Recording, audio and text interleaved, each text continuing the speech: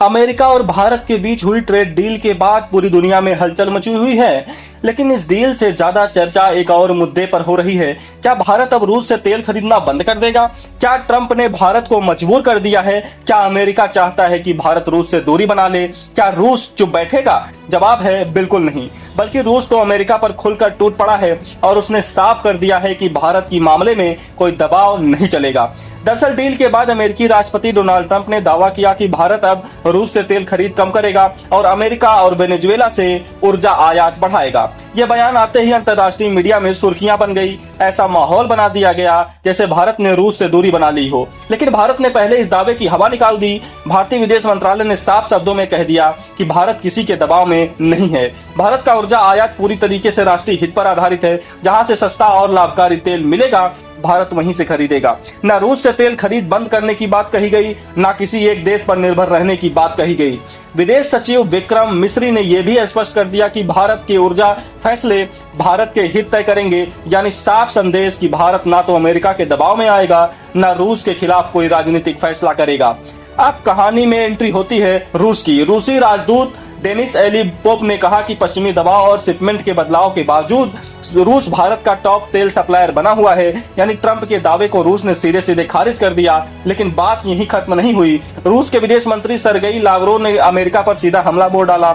उन्होंने कहा अमेरिका भारत और अन्य देशों को रूस से तेल खरीदने से रोकने की कोशिश कर रहा है। उन्हें मजबूर किया जा रहा है वे महंगा अमेरिकी एलएनजी खरीदें।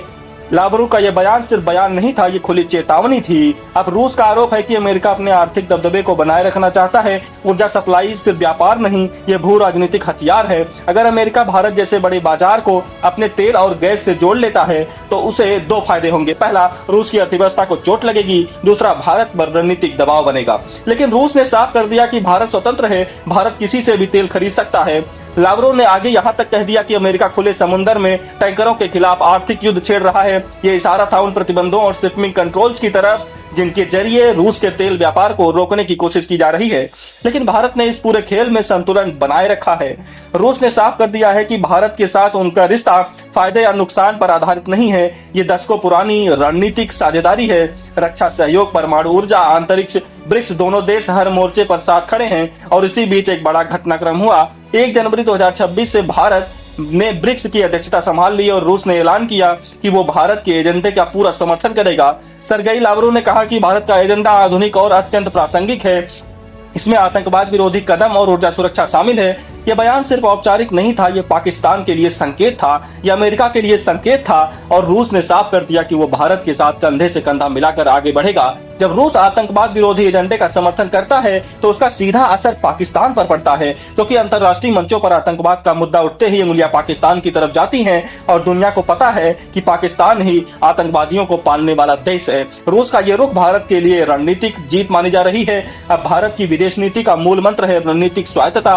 और अमेरिका के साथ ट्रेड डील कर रहा है। भारत रूस से तेल भी खरीद रहा। भारत ब्रिक्स में सक्रिय रहेगा और भारत क्वाड का हिस्सा भी रहेगा। ये बहुध्रुवी कूटनीति है। भारत अब किसी एक ध्रुव पर निर्भर नहीं रहना चाहता है। अब ट्रंप लगातार ये नैरेटिव बनाने की कोशिश कर रहे हैं कि भारत रूस से दूरी बना रहा, लेकिन भारत ने इसे खारिज कर दिया, रूस ने इसे खारिज कर दिया। और आंकड़े बताते हैं कि रूस अब भी प्रमुख सप्लायर है भारत का।